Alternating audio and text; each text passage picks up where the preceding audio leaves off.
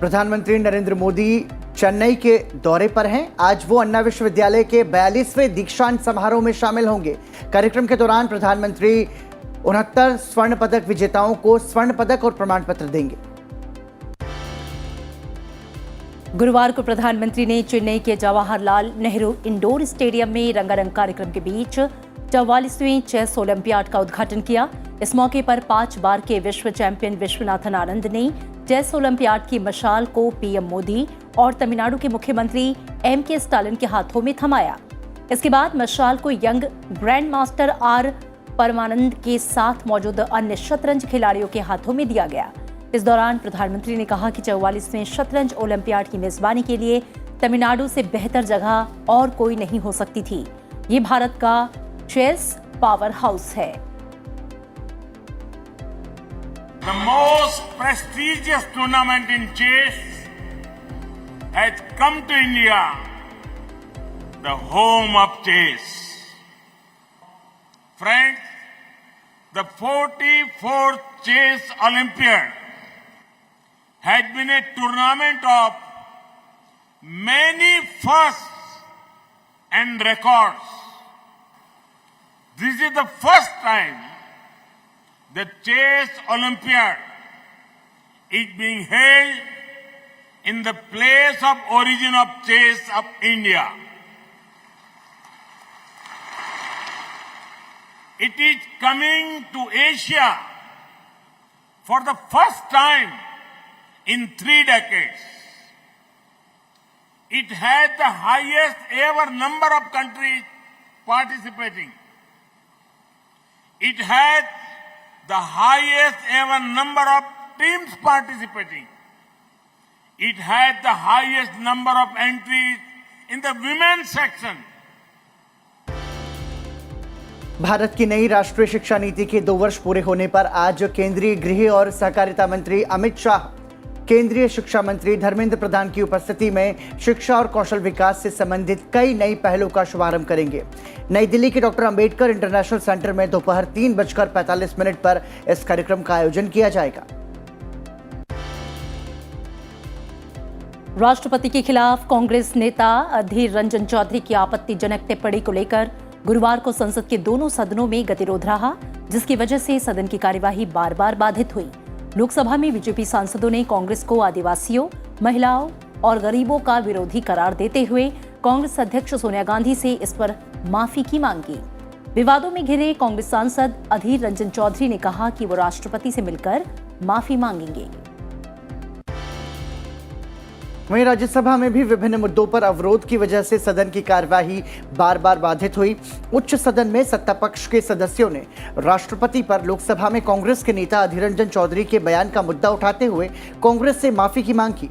वहीं विपक्षी दलों के सदस्यों ने निलंबित सदस्यों का निलंबन वापस लिए जाने और महंगाई और कुछ वस्तुओं को जीएसटी के दायरे में लाए जाने के मुद्दे उठाने की मांग करते हुए अवरोध किया।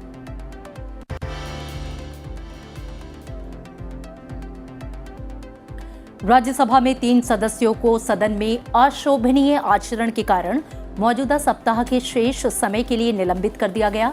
निलंबित सदस्यों में आम आदमी पार्टी के सुशील कुमार गुप्ता और संदीप कुमार पाठक और निर्दलीय अजीत कुमार भुयान शामिल हैं। 5G स्पेक्ट्रम की नीलामी आज चौथे दिन भी जारी रहेगी। अब तक 16 दौर की बोली के बाद 1,49,623 करोड़ रुपए की बोलियां प्राप्त हुई हैं। दूरसंचार मंत्री अश्विनी वैष्णव ने इसकी जानकारी दी। तो ये तो थी राष्ट्रीय खबरें पराक्रम, और अब नजर हम डालेंगे राज्यवार सुर्खियों पर।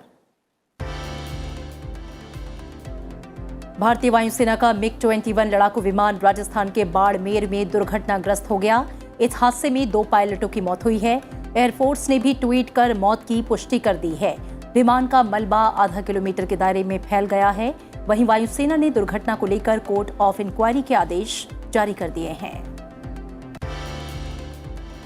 शिक्षक भर्ती घोटाले मामले में गिरफ्तार पार्थ चटर्जी को मंत्री पद से बर्खास्त करने के बाद टीएमसी ने उन्हें 5 जांच जारी रहने तक पार्टी से निलंबित कर दिया है।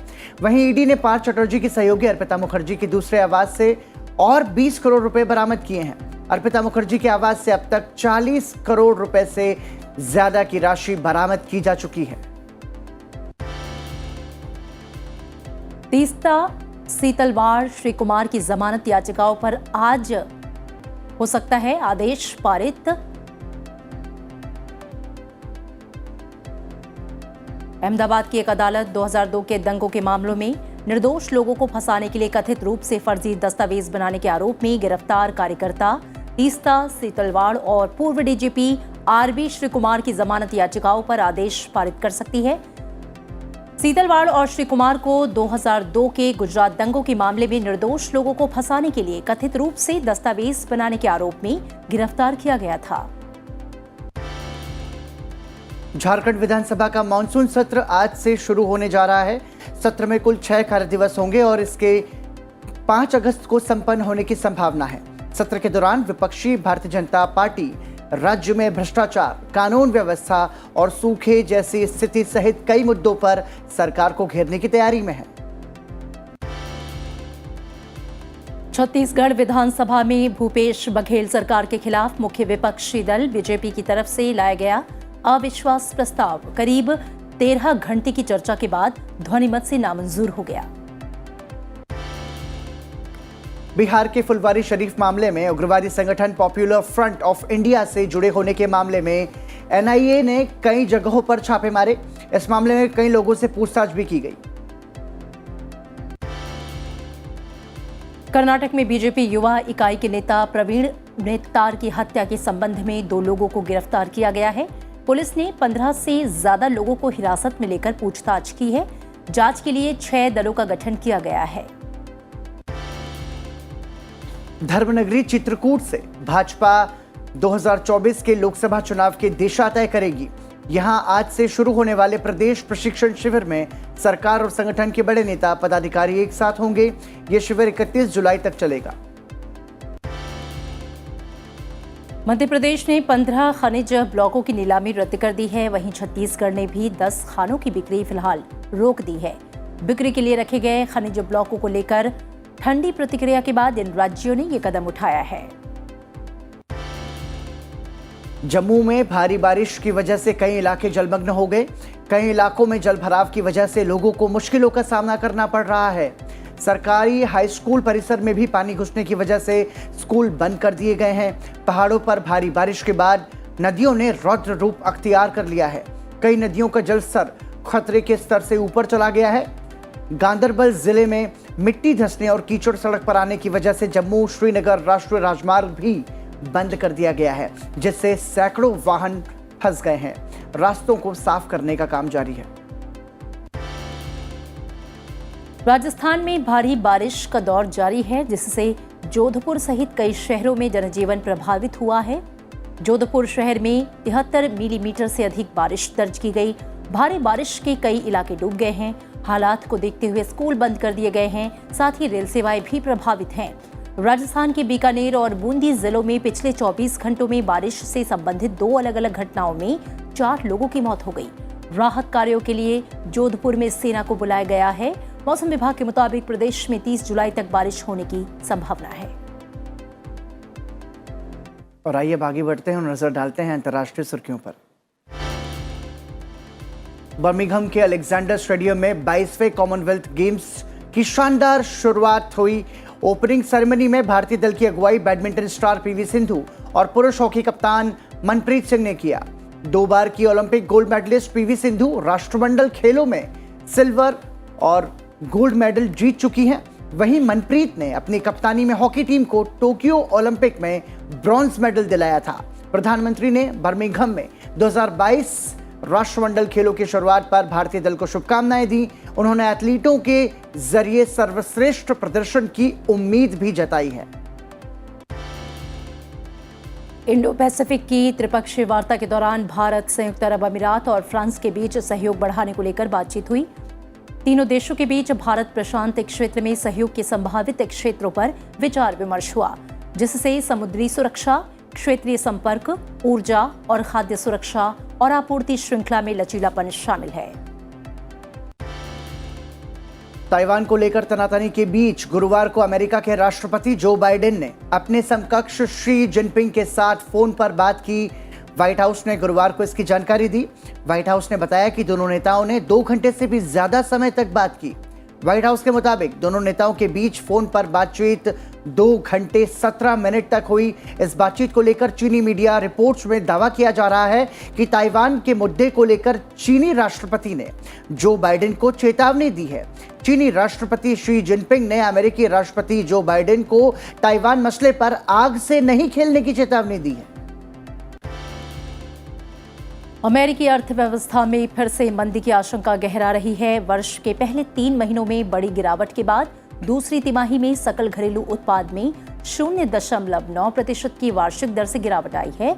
2 तिमाहियों की नकारात्मक वृद्धि को आमतौर पर मंदी के चलने के एक मजबूत संकेत के रूप में देखा जाता है। दुनिया की सबसे बड़ी अर्थव्यवस्था में मंदी के वैश्विक परिणाम होंगे।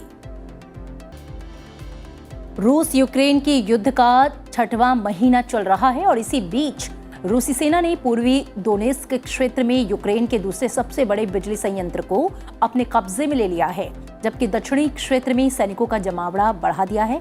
मॉस्को की मिसाइलों ने लंबे अरसे के बाद कीव क्षेत्र में बुनियादी ढांचे पर हमला किया। उधर खेरसान शहर में यूक्रेन ने रूसी कब्जे वाले क्षेत्र पर जवाबी हमले तेज कर दिए हैं। रूसी रेगुलेटर्स ने स्थानीय सर्वर पर रूसी उपयोगकर्ताओं के डेटा को संग्रहित करने में विफल रहने के लिए व्हाट्सएप और स्नैपचैट पर $3 लाख का जुर्माना लगाया है। जुर्माना रूस के राज्य संचार नियामक के रोसकोमनाडज़ोर की शिकायत के बाद लगाया गया। श्रीलंका के नवनिर्वाचित राष्ट्रपति रानिल विक्रमसिंघे ने गुरुवार को आधी रात से संसद सत्र के समापन की घोषणा की। गुरुवार शाम जारी सरकारी गजट के अनुसार अगला सत्र 3 अगस्त 2022 को शुरू होगा। सत्र अवसान का मतलब है कि सदन के समक्ष सभी मौजूदा कार्य निलंबित हैं और उस समय लंबित सभी कार्यवाही महाभियोग को छोड़कर रद्द कर दी गई है।